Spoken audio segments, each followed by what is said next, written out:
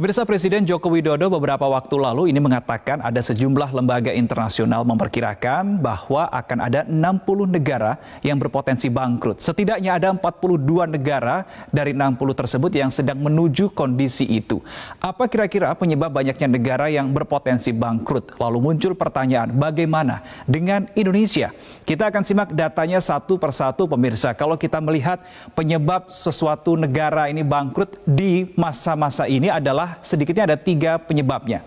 Yang pertama adalah pandemi COVID-19 yang terjadi sejak tahun 2020 dan masih berlangsung sampai dengan saat ini.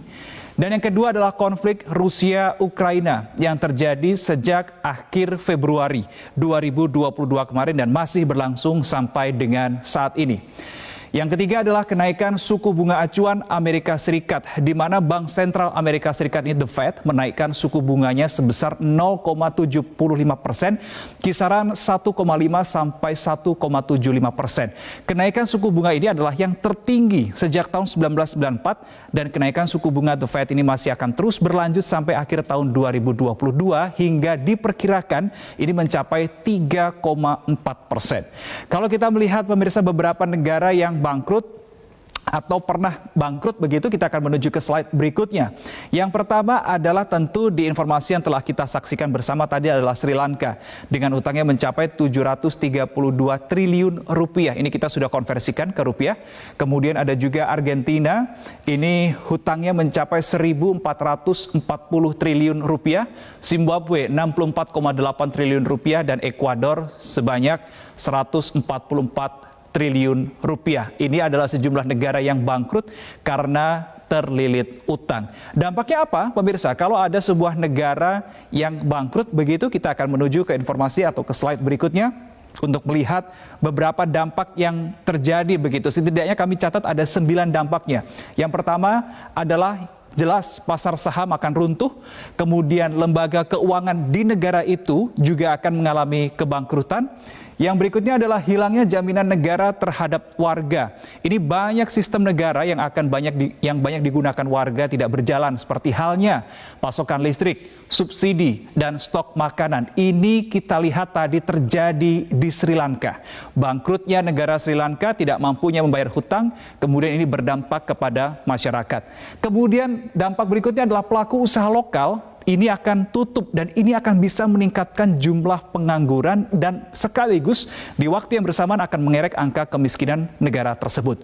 Berikutnya, sulit ekspor sehingga devisa negara ini juga akan mengalami penurunan. Kita akan menuju ke slide berikutnya masih terkait dengan dampak kalau ada suatu negara yang bangkrut.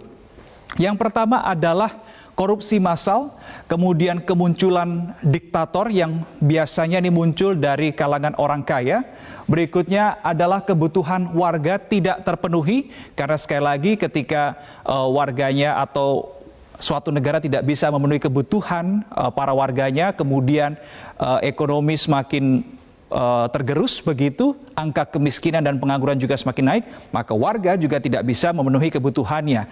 Berikutnya adalah korupsi, pemirsa. Ternyata korupsi ini tidak hanya menjadi penyebab terjadinya negara bangkrut, tetapi ini juga sebagai dampaknya. Jadi menjadi penyebab iya, menjadi dampaknya juga iya. Karena apa? Lembaga negara yang seharusnya membantu negara yang terpuruk ini justru berpotensi besar untuk melakukan korupsi akibat krisis yang terjadi. Tadi kita sudah lihat, pemirsa, beberapa negara yang bangkrut karena utang. Nah, muncul pertanyaan, bagaimana dengan Indonesia? Ini saatnya kita mengintrospeksi diri, kita melihat ke dalam. Setelah kita melihat keluar, kita menuju ke slide berikutnya. Jumlah utang Indonesia ini kami catat dari tahun 2021 sampai dengan tahun 2022, periodenya sama dari bulan Maret 2021 sampai dengan bulan Maret 2022 kemarin. Ini adalah laporan per bulan Mei 2022 kemarin.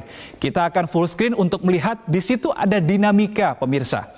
Pada bulan Maret sampai dengan Juli 2021 seperti konstan begitu angkanya, kemudian melonjak di bulan Agustus September, kemudian mulai turun di bulan Oktober 2021 sampai dengan Januari 2022, naik lagi di bulan Februari 2022, dan terakhir turun di angka 411.517 juta US dollar utang Indonesia.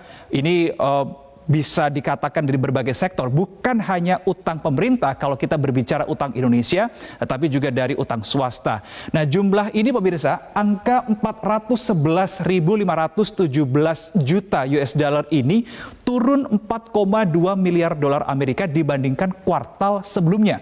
Jika dibandingkan juga dengan akhir Maret 2021, pemirsa, utang Indonesia ini juga turun 1,1%.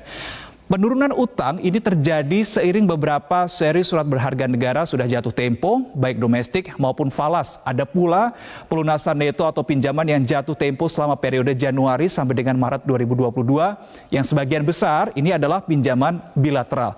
Selain itu pemirsa, penurunan utang luar negeri Indonesia atau ULN terjadi pada utang pemerintah, bank sentral maupun swasta. Bank Indonesia juga mencatat struktur ULN atau utang luar negeri Indonesia ini masih sehat dalam kondisi terkendali. Hal ini terlihat dari rasio ULN Indonesia terhadap PDB di kisaran 33,7%.